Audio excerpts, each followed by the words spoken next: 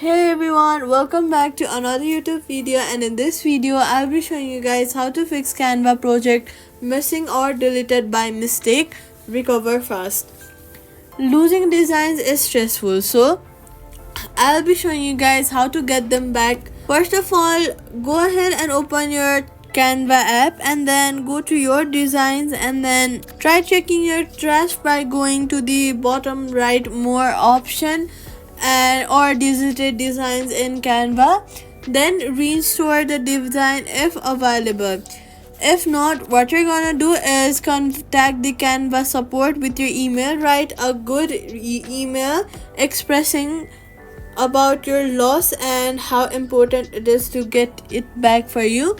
And if Canva will, then it will reconsider your deletion and give you your project back. Safety tip: regularly backup designs to cloud storage. Quick fix: look for auto-saved versions in your recent designs. And that's it. Subscribe for more fixes and tutorials.